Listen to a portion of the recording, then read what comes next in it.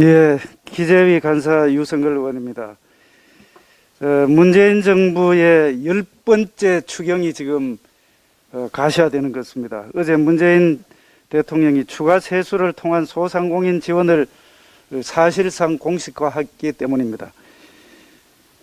청와대는 지난번에는 민주당의 이재명 후보가 추경 요청을 했을 때 사실상 거절 의사를 밝힌 지 한 달여 만에 추경에 대한 이야기가 진행이 되는 것입니다.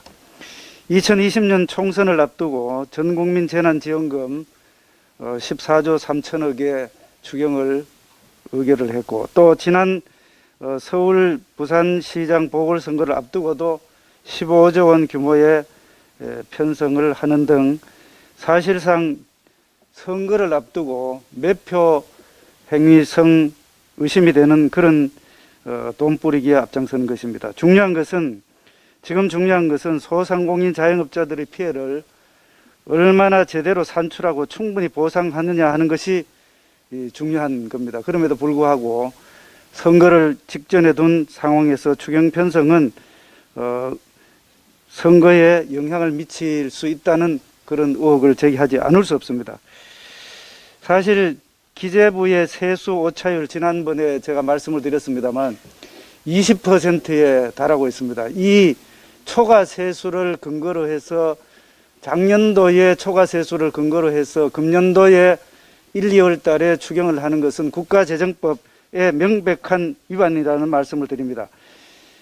국가재정법에서 이야기하는 초과 세수는 금년도 4월에 결산을 하고 그 결산 결과에 따라서 세계 잉여금이 발생이 되었을 때에 세입으로 이입을 하든지 또는 추경 재원으로 활용할 수 있습니다. 그럼에도 불구하고 작년도 초과 세수를 근거로 해서 추경을 편성하겠다는 뜻으로 읽혀지기 때문에 국가재정법 위반이라는 말씀을 분명히 드립니다. 그리고 또 한 가지는 관련되는 결산 때에 세계 잉여금을 계산할 때에 지방교부세 19.24% 그리고 지방교육재정금 재정 포함해서 20.79%를 합치면 거의 40%의 재원이 사실상 추경 재원으로 사용할 수 없는 사항입니다. 그럼에도 불구하고 매표와 의심되는 추경을 편성하겠다는 것은 결국은